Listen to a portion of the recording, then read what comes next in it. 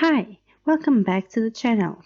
In this video, I'm going to show you how to animate the intro that you already created on episode 1. If you haven't seen it, you can access it on link above. Let's start.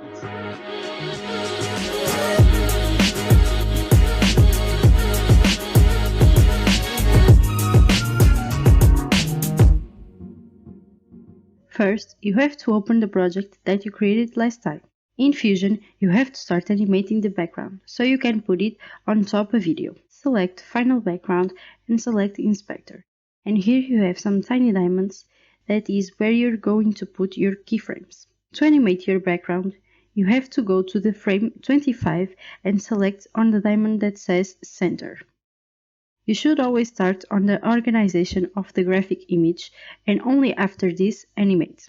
You have to put a keyframe and then you have to go to the keyframe 0 and drag your background.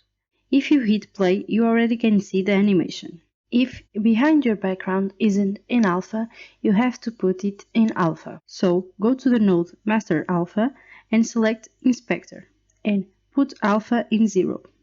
And here you have the animation entering in alpha, so you can put it on top of a video. To add some dynamism and professionalism to your animation, you have to activate the motion blur. The motion blur makes a blur to the animation, so your eyes don't feel it so abrupt and feel it flow. Adjust as you like. To be more easy to understand what you are doing, turn on the preview of the intro. To make the animation flow even more, you have to make your animation curves more dynamic.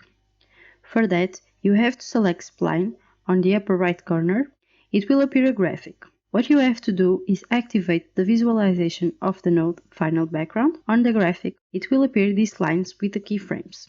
You have to select the two so you can create a curve more dynamic and not linear, selecting Smooth. You have to drag these dots, and as you can see, it's a lot faster on the beginning and then loses speed on the end. Now, I'm going to show you how everything works with a graphic image. To animate the text, you have to go to the frame that you want everything aligned, that is normally the end. Activate the visualization of the node so you can visualize the text. Start to animate the rectangle, in my case the green one. Select the mask of the rectangle and then select Inspector and go to the frame 25 and activate the keyframe on Center. Now, go to the frame 0 and drag the rectangle to the same side of the entrance of the background. Don't forget to activate the motion blur in every vector, in this case the rectangle. As you can see, you already have an animation. Now, repeat the process for the dynamic curve. Open the spline and what you have to do is activate only what you are working on.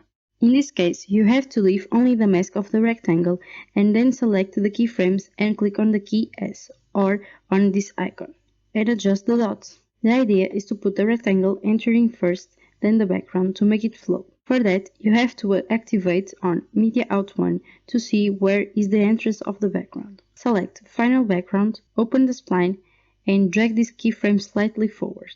As you can see, the text stays still while the rectangle is animated. You have to create a mask for the text so it can come with a rectangle. For that, click in this button and rename it. In my case, it's Text Reveal Digital Art. Select Inspector, go to the frame 16 and activate the keyframe in Center. Now go to the frame 13 and drag the mask to the end of the rectangle. Now put on frame 10 and drag the mask again and repeat the process every 3 frames. In this case, you need to activate the motion blur. Now you have to animate the text below. To animate the other rectangle, in my case red, you have to go to the mask of the rectangle, and when the animation of the previous rectangle ends, you have to start the animation of the rectangle. Put the rectangle behind the first one and activate the keyframe on Center. Then go to frame 55 and drag it down. See, when you put play, the second rectangle is behind. So, you have to animate the level of opacity to 0, and when you want it to appear, you put 1. Now, attenuate the curve on spline. Only activate the second rectangle center path, and then select the keyframes and click on the key S, and adjust the dots. Don't forget to activate the motion blur. Select the node of the text, in my case YouTube channel text, and select the rectangle and rename it.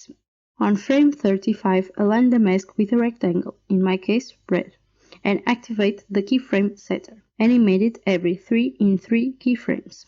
Don't forget to activate the motion blur of the mask. And here you have your animation. Now I'm going to show you how you can use the animation. Go to Edit and pretend you have here your edit and put the intro on top of it. Thank you for watching, see you on the next video!